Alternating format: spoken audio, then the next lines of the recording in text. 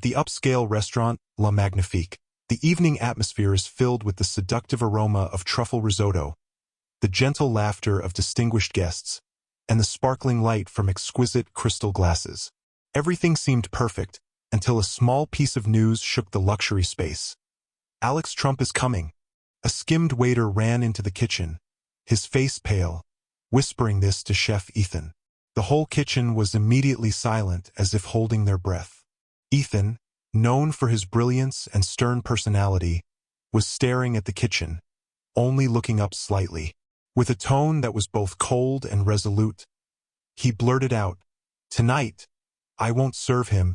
The sentence was like a shock, making Marco, the sous chef, stop and look at Ethan with surprised eyes. "What do you mean, chef?" Marco exclaimed, unable to hide his bewilderment. Ethan just repeated, this time more clearly, but still with eerily steadfastness, "I don't serve Alex Trump." The whole staff in the kitchen stood silent, their eyes full of questions that they did not dare to say. "Why?" Ethan didn't explain, just continued to work, but his knife hand trembled slightly. In the restaurant, the already cheerful atmosphere began to become heavy when whispers from the table began to sound. The curious eyes of the customers turned to the table where Alex, the son of the former president, sat calmly, though his eyes were a little confused. Psychological stress pervades the whole restaurant. Staff and guests alike felt that behind Ethan's decision was not just arrogance or opposition. It was an inner struggle that he tried to hide but was gradually rising, strong as a smoldering fire. Alex Trump sat quietly at a bespoke dining table, surrounded by a team of bodyguards carefully observing every corner of the restaurant. The calmness on Alex's young face seemed to contrast with the heavy atmosphere that pervaded the space. In the kitchen, the atmosphere is even more stifling. Ethan's hands clenched tightly around the kitchen towel, his eyes filled with deep contradictions that no one could read. "You're ruining us, Marco," the sous chef whispered, his voice full of tension. "This decision will ruin your career." But Ethan, instead of responding, just stood quietly by the kitchen counter, his eyes staring into the air as if trying to escape the vortex of memories. Finally, Ethan sighed softly and said, his voice trembling but full of melancholy, "Do you remember the protest 3 years ago? In the Capitol Square?" The unexpected question made the whole kitchen team silent. Anna, the baker, asked cautiously, "What does it have to do with tonight?" Ethan turned around, his eyes filled with suffering. "I lost my brother that day. He just accidentally stood in the wrong place at the wrong time." His voice shattered when he said those words. The whole kitchen was in absolute silence. No one dared to speak, but their eyes all exuded understanding. Ethan's hands trembled as he continued, "I know Alex has nothing to do with that, but every time I saw that surname, all the pain returned. It's like I'm living that day again." Ethan's confession left everyone in the kitchen wondering how to react. This is no longer a mere rejection. It's a man struggling with pain and memories that he can't let go. Outside, the atmosphere in the restaurant also gradually became more tense. The guests began to talk louder, and Alex, though seemingly calm, could not hide his anxiety as he occasionally bent down to look at the phone in his hand. Every second passed, the tension was like a string being stretched to the point of breaking. Anna slowly put down the kitchen knife, her eyes staring directly at Ethan as if trying to find a word, but there was only a long silence. The air in the kitchen was cold, as if only the ticking sound of the clock on the wall sounded, beating one by one as if tapping into everyone's mind. Marco stood next to him, sighing in disappointment. He walked over, put his hand on Ethan's shoulder, and his voice was warm but a little stiff. "We are the chef, Ethan, not a judge. Remember why you chose this job. To create beautiful moments for others, no matter who they are." Ethan looked up, his eyes wavering. He looked around the kitchen, where everyone was waiting for him to make a final decision. But inside him, a fierce psychological war was still going on. The memory of his brother, the bloody image of the day of the protest, and the pain weighed on his heart like a fire that consumed all reason. "I'm not sure I can do it," Ethan said, his voice hoarse with emotion. But then, he closed his eyes and took a deep breath. In that moment, Ethan remembered the early days of standing in front of the fire, when it was just him and the rudimentary ingredients. His passion for cooking has been a guiding light for him through the most difficult times. He opened his eyes, his hands still trembling a little, but they were firmer. Ethan turned to Anna, nodded and gestured. "Let's start preparing the main course. I'll make dessert myself." The whole kitchen was silent for a moment, and then everyone rushed back to work. The determination in Ethan's voice seemed to spread around, pulling everyone back to reality. Marco smiled slightly, returning to his part of the kitchen, while Anna quickly adjusted the oven. Ethan stood in front of the kitchen counter, placing the ingredients in front of him.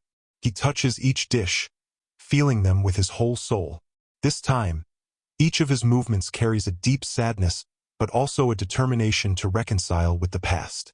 Outside, Alex was still waiting, his expression calm but his eyes full of meaning, as if he also realized that something was happening behind the kitchen door.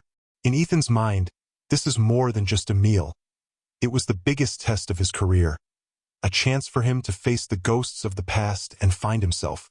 Ethan stood in front of the kitchen counter, his eyes fixed on the ingredients in front of him. He had made this cake hundreds of times, but had never felt so pressured.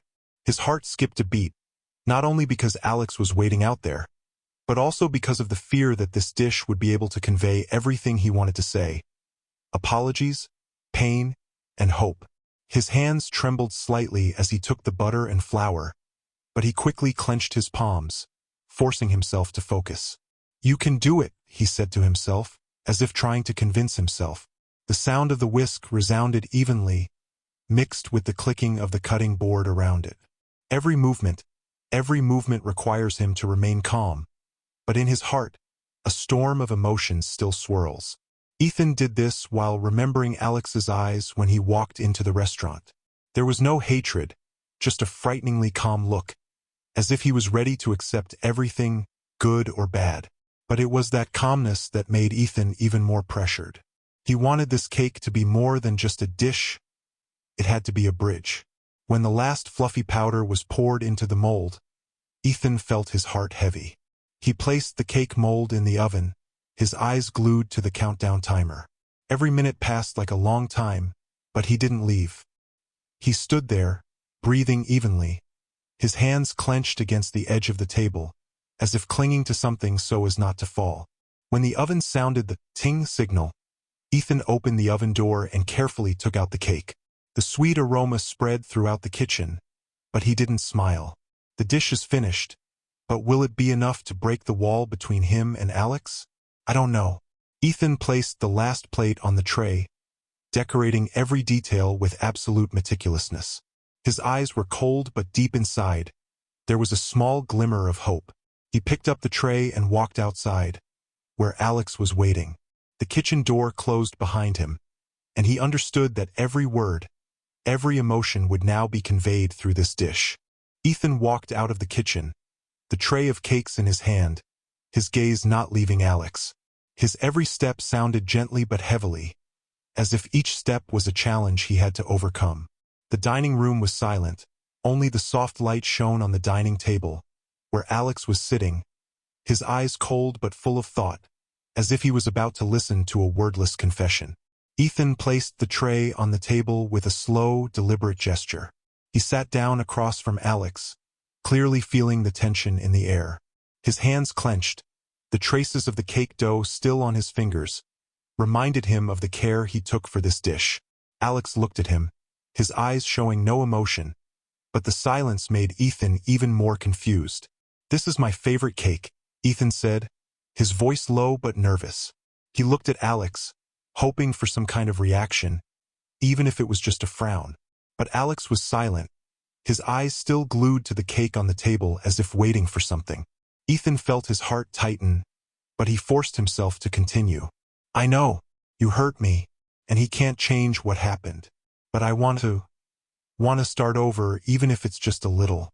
This cake is all you want to say."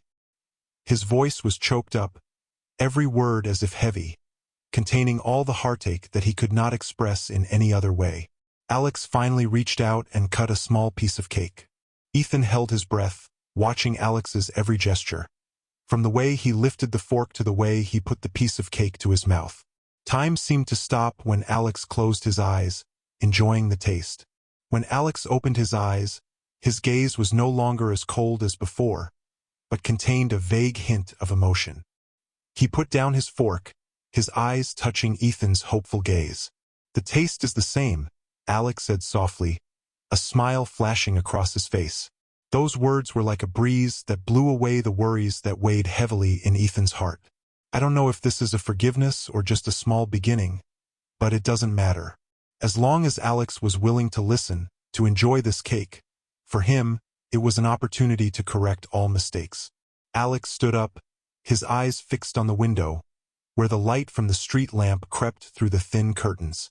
His back is tall and straight, but there is an elusive contradiction. Ethan sat motionless. His gaze did not leave Alex, feeling like his entire world was dependent on every small move of the other person. Alex sighed, a voice that was deep but filled with feelings. He turned around, his hands intertwined as if to control the emotions that were surging in his heart. "Ethan," he said, his voice hoarse, syllables piercing the listener's heart. "I think you understand what got us this far." Ethan nodded, but his hands were still clasped tightly on the table, trying to hide the trembling. "I know," he replied, his voice as quiet as a confession. "And you know, an apology alone is not enough." Alex looked at Ethan, his sharp eyes as if he wanted to penetrate the soul of the other person. "Not enough," Alex repeated, his voice not angry, but heavy enough to make Ethan feel like he was on horseshoe. "Ethan, I didn't just hurt you. I broke trust, and it's not easy to get it back." Ethan lowered his head, feeling like the entire weight of the world was resting on his shoulders. But instead of retreating, he looked up, his eyes shining with a steadfastness that he had never seen before.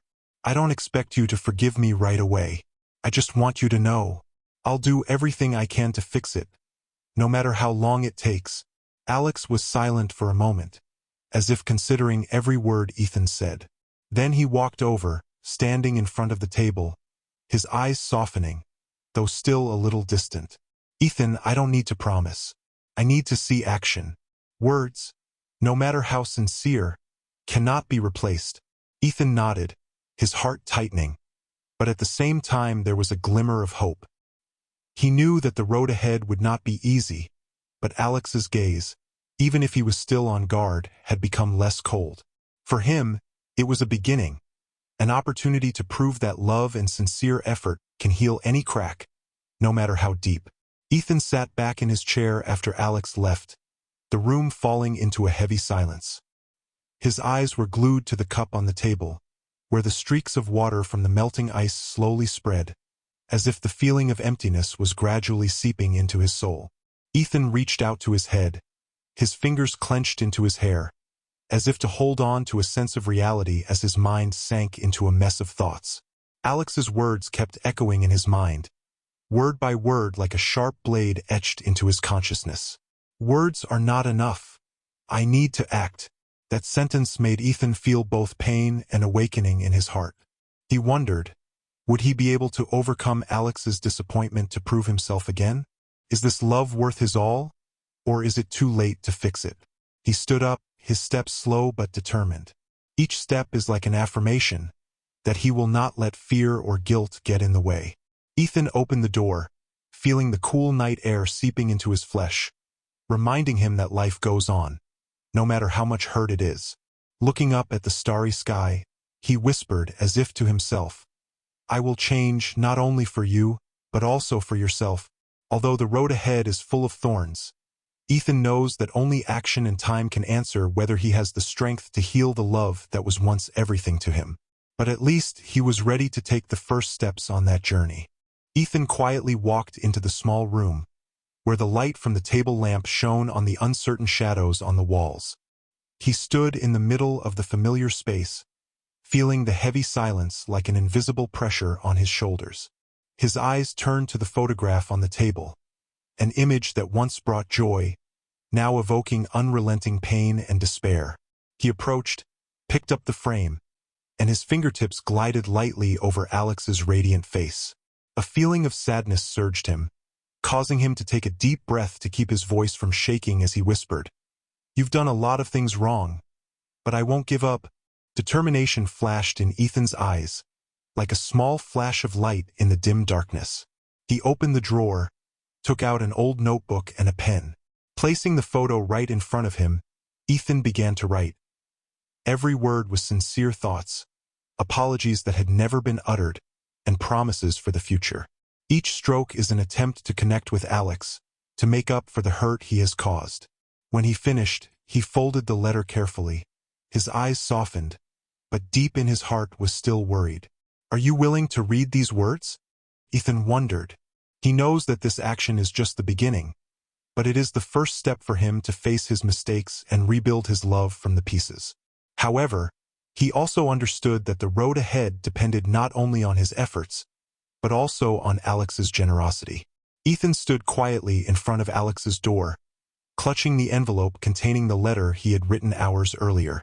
He couldn't help but feel the waves in his heart, mixed emotions, from anxiety and regret to a little fragile hope. The door closed in front of him, like an invisible partition separating him from his painful past. Taking a deep breath, Ethan reached up and knocked on the door. Each knock sounded in the silence, as if challenging himself to face what he had done. When the door opened, Alex appeared, his eyes cold and suspicious. Ethan could feel the distance in that gaze. The hurt he had caused before was now like a deep wound in Alex's heart. "Can you come in?" he asked, his voice trembling slightly with a feeling of insecurity. His hands unconsciously clenched the envelope. Alex looked at him, didn't say anything for a long time, just stood still as if he wanted to read through his thoughts. Finally, with a slight nod, he walked in. Ethan sat down, not knowing where to start.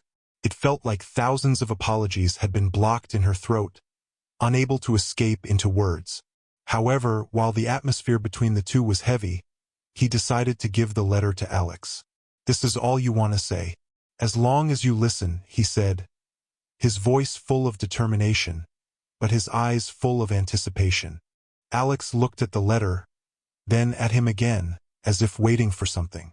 Although he didn't say anything, it was clear that part of Alex wanted to believe, to better understand what was going on in Ethan's heart. Ethan could not retreat, could not turn back, because he knew that this might be the only chance to heal the wounds that had been inflicted. Ethan sat quietly in the empty room, still holding the letter from Alex in his hand, his heart uncontrollably confused. Every word in the letter was like sharp knives, deeply embedded in his heart, making him unable to help but feel the hurt he had caused. He wondered if the failure to apologize, to correct mistakes, was the reason things were so difficult. There seemed to be no way to get things back to the way they were, despite his best efforts. His eyes blurred as he read the last lines of the letter. Guilt and disappointment overflowed. Tears lingered in the corners of his eyes that he couldn't hold back. He wanted to apologize, he wanted to explain, but it seemed that all his words were now just meaningless. Every memory of the past months, of what he had done, now became an inextricable burden. The warm moments in the past are now like distant spots of light. The past he hastily blurred, hurting the person he loves the most. He knew that forgiveness was unenforceable, but deep down, he longed to once again enter Alex's life. But now everything has changed. His mistakes could not be easily corrected, and the suffering he felt, though unspeakable, was the result of the silence, the coldness he had created. Ethan folded the letter, feeling as if a part of himself had folded as well, unable to stand up straight and move on.